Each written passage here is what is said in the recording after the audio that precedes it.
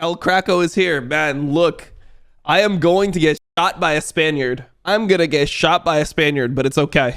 It's okay, bro. We'll fucking go out fighting for what we believe in. Nah, man, this shit is just completely insane that I'm seeing on Twitter. How is IBAI just allowed to say this, by the way? Like, how is IBAI actually just saying this type of shit on Twitter? You guys saw this? Did you see this? The energy and hype around LEC right now is the best I've ever seen it. K-Corp and Mad Koi fans have brought so much noise and passion that every other team has to take it to another level. The amount of spice and beef between these teams is epic.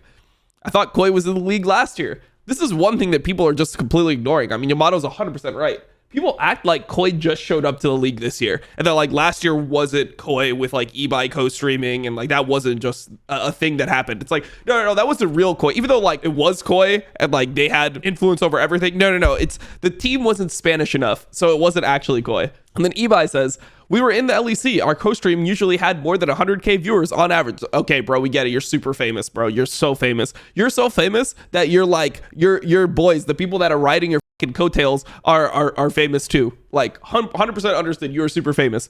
I don't give a that much about that though. But I do agree you're super famous. You are probably one of the best streamers in the entire world. And I respect that. I imagine you realized at some point, we were always in the top 1 on Twitch. Again, I get it, bro. You are super fucking famous. Okay, cool. What's your actual point? Or maybe you were too busy trying to trick another team into signing you. Are you kidding? Can you believe this motherfucker said that to Yamato? Like, you realize that Yamato is one of the most successful coaches in LEC history, right? Just because somebody has won doesn't mean that their career is suddenly better. It's like you can join the team and you can win, and you don't get like the title of like, oh, you're one of the best coaches because your team won. As a coach, you're not the good one playing the game. If you don't have players on your team that are capable of winning, you do not get to win.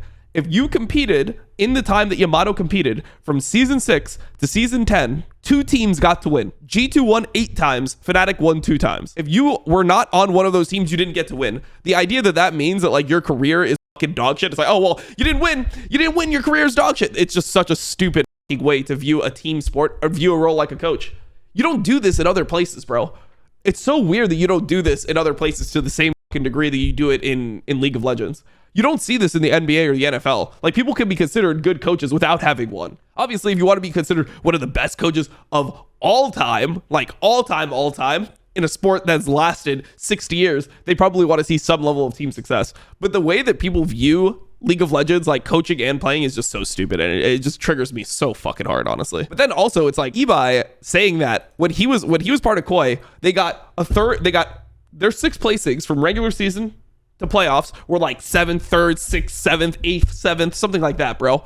It was just a bunch of like 7th, 8th places with a team that had just won, bro. They were playing with a team with one change that had just won a championship. And when he bought the team, they placed 3rd place 1 time in 6 opportunities, whether it be regular season or playoffs. They didn't even make the season championship. They weren't even top 6 at the end of the year in points for the season championship. And he's talking down to someone like Yamato, who made worlds year after year.